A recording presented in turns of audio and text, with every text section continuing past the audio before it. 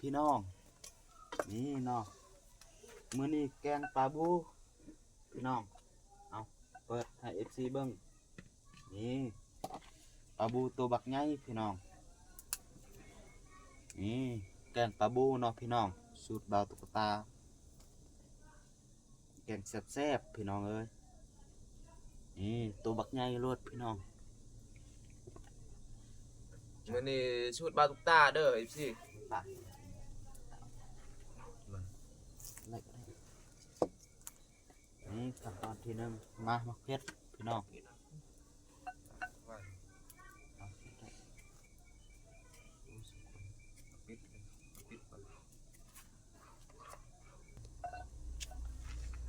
เราสิมาคั่วมักเพชรก่อนเนาะพี่น้องนี่โอ้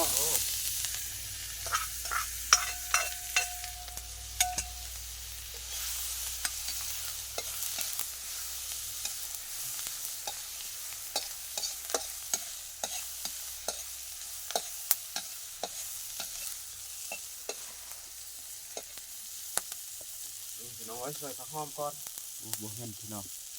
อันนี้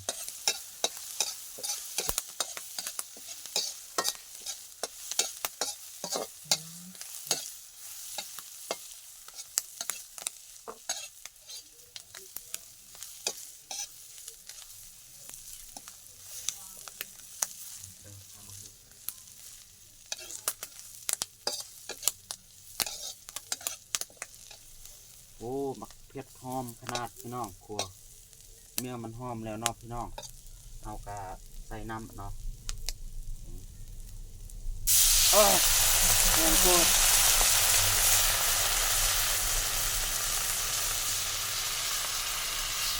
ทำนี่พอโอ้ใส่หน่อยนึง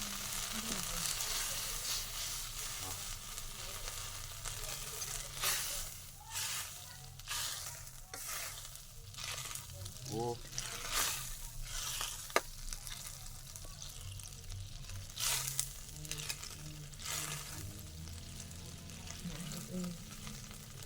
ไข่ลายๆมันชุบกลาง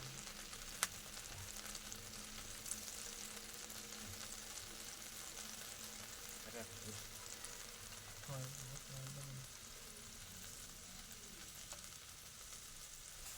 แล้วก็ใส่หน่อไม้ส้มเนาะพี่น้อง หน่อไม้ส้มกะแม่นหน่อไม้ดองกะแม่นพี่น้องกะแม่น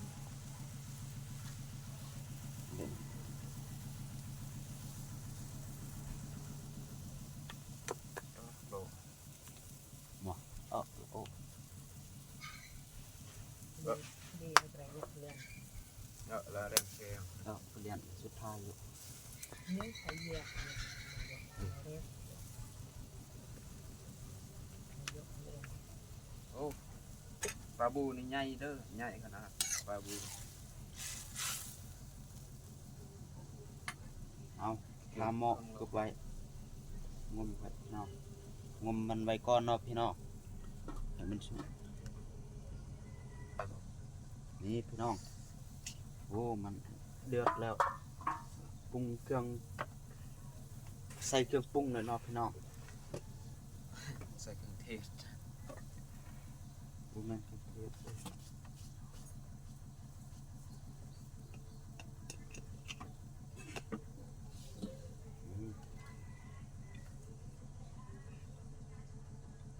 ใส่ผงชูรสและกะเกี๊ยวพี่น้อง เกี่ยวเลย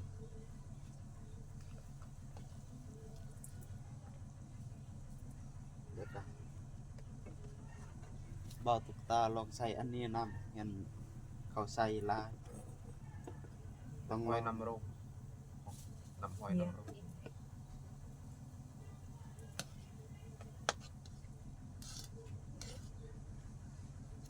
ให้มันหอม ตัดผักเอาไปผมจะอันนั้น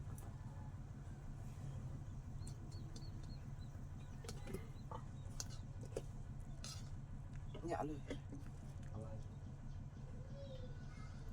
นี่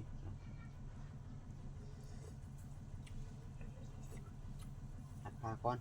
เอาตัด ตัดพาโม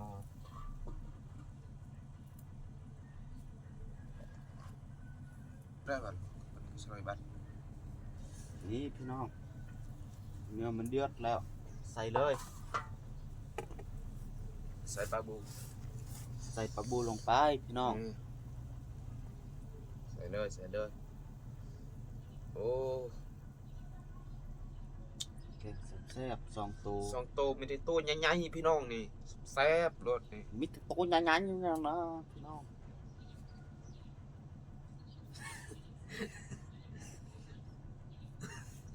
อยู่เดี๋ยวเลย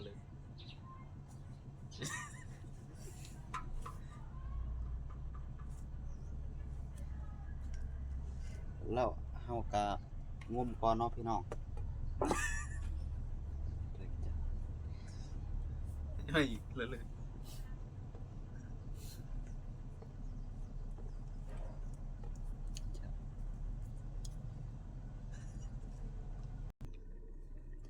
นี่พี่น้องเอ้ยโอ้มันเดือดแล้วไก่สิสุกแล้วเนาะพี่น้องนี่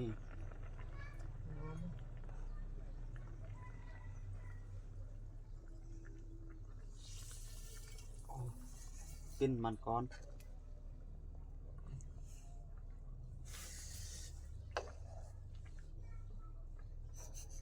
หอม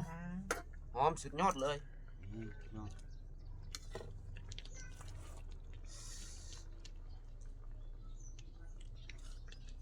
กินแซ่บๆพี่น้องสูตรบาตุตามื้อนี้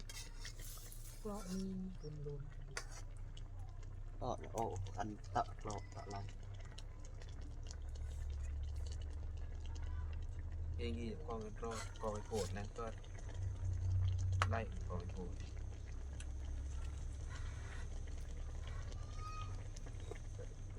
ไปโผดเลิกๆเลิกกับถ่ายไปถ่าย โอ้แซ่บขนาดเนาะ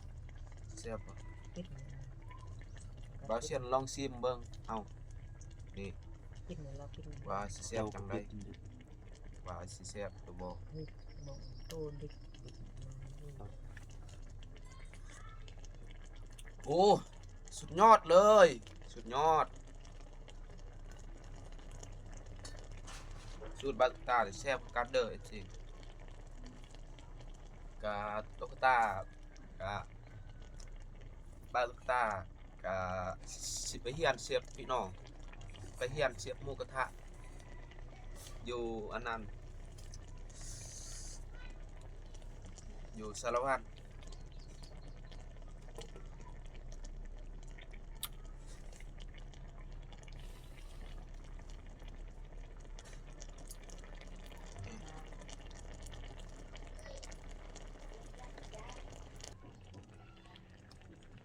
นี่พี่น้องไก่มันสิสุกแล้วเนาะเท่ากับใส่เลย ใส่ผักหวาน ใส่ผักหวานภาษาอีเบว่าอันนี้บัดเปลี่ยนพี่น้องอันนี้หาเก็บแถวป่าพี่น้องอีเมเด้อผู้ไปหาผักอันนี้ ผักหวาน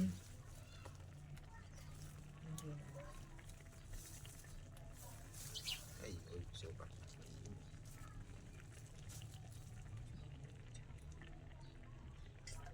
ไม่ซื้อติดเสียเลือดวิจารณ์ เนี่ย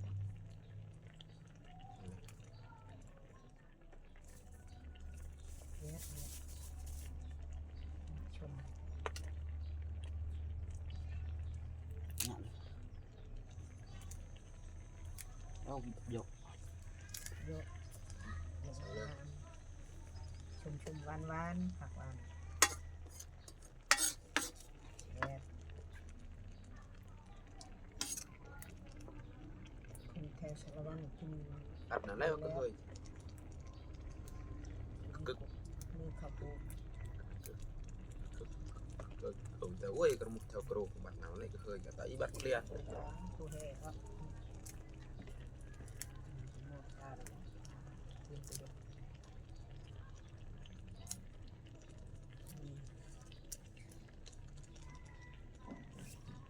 นี่หมกบัดมันยืดจ่อง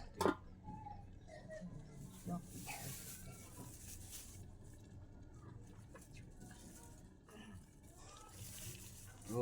กสิสุกแล้วใส่เลยผักหอมเฮา นี่ผักหอมโอยเลยผักหอมผักหอมหอมหอม โอ้มีลายขนาดผักหอม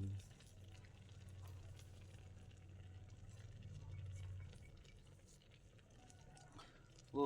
บ่เห็นฮอดปลาเลย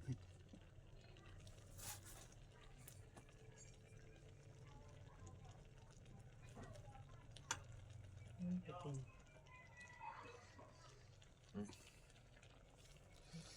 ดอก ปลาโอ้ข้าวโอ้ฟองนี่มันสะท้อนแห้งพี่น้อง โอ้ยก็มีโอ้เมียปลามันสุกแล้วเนาะพี่น้อง คลิปนี้กับบ่มีหยังหลายพี่น้อง ฝากกดไลค์กดแชร์กดติดไลค์ เมียปลานี่มันสุกแล้วกะเฮาสิมากินเลยเนาะพี่น้องคลิปนี้กะเพียงแต่จบเท่านี้เลยเนาะบ่มีหยังหลายฝากกดไลค์กดแชร์กดสับตะไคร้เนาะเพื่อจะเป็นกำลังใจของบ่าวตุ๊กตาและบ่าวเซียนอีเมพี่น้องบ่าวสิเทียนเอาคลิปนี้พ่อคำว่าขอบคุณหลายๆ FC ทั้งประเทศไทยและใจ FC ทั้งประเทศลาวเอาคลิปนี้พ่อคำว่าบ๊ายบาย